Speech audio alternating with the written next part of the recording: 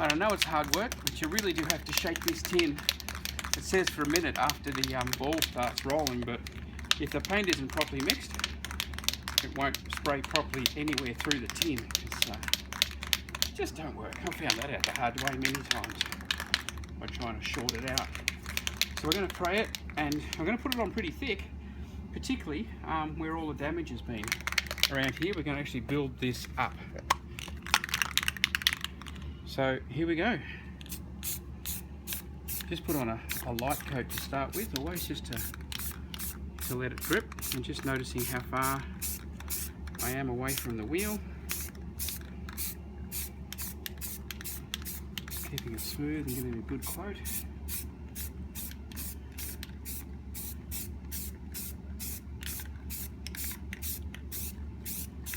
And as I said, we'll give it just a nice even coat all over, and that will then give us a really good idea of how smooth the wheel is and what areas need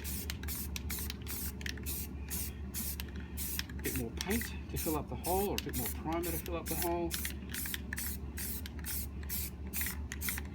So how much paint would you say to put on? Well, I'm just doing it lightly to cover, because I want it all to be that good solid white colour, so that I can see what's flat on the wheel and what's not.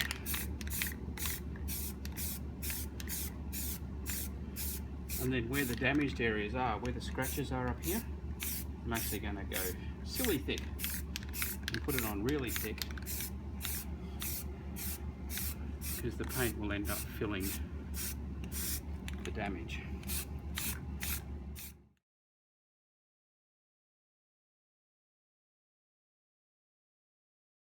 Okay, so here we go. We've got ourselves a white mag now, and if we're looking at the damage, you can see a lot of it has disappeared, even around where the big deep scratches were, because the paint, when you put it on a bit thick, there's still a long way to go over there. Where are we? Over there, you can see some damage there, particularly. So I'll put a bit more in, and there's a flat edge there that needs to come out yet. But just for the first coat, there's more damage there and there. And what we do now is we sand down and take away the paint again, leaving the filled bit, and then when we paint next time, it actually takes up the trough. But that's a brilliant job. You see the chips we had down here on the edges that we sanded down, they're all gone. And of course, when we sand down and put on the color, and then we need to sand down and put on the clear over the top, it'll just get smoother and smoother as we go. So that's just the first coat. Okay, so the paint is now dry. I did come out and put another coat on it once it had dried a little bit, and you can see here again, now that it's dried, there's a lot more of the scratches are evident, but they are really quite filled. And again, you'll see here there's where it's dribbled, the paint's come over. Because we're putting so much paint on, you just got to live with that. It's going to happen.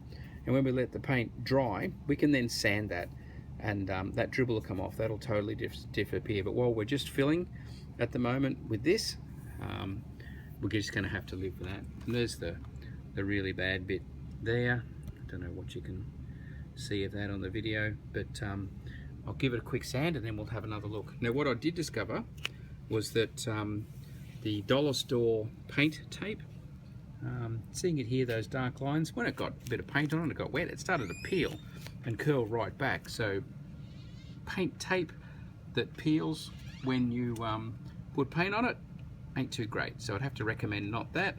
And the other tape that I used, the duct tape, you can see went all wrinkly. It's settled down a bit, but it wrinkled up quite a bit. So I'm going to say 0-0 for the dollar store duct tape, and for the paint tape, I'd be recommending you get some paint tape of a brand from the hardware store to do this job. Okay, so I've given it a sand down. You can start to see the metal coming through there, but by no means have I rubbed it back. If you rub it all the way back, there's the big scratches there. If you rub it all the way back, you'll end up rubbing the paint out of the little holes that we've been working on. And with the smooth coat of paint, I also found here, there's a mark, probably from a wheel brace or something like that. I haven't wiped this yet. See here, so I've given that a sand, and you can see the white in it. That's where the paint has filled it, and I think I missed it before, so I was able to sand some of the high edges off the outside of it. So we'll see what happens to that with a coat, but I'll give it all a wipe down now and put another coat of paint on. Now, I painted last night, so it had overnight, and then this morning to dry, and I had it in the sun for a bit this morning. It's now cooled down, so we can paint again, and we'll get another coat on.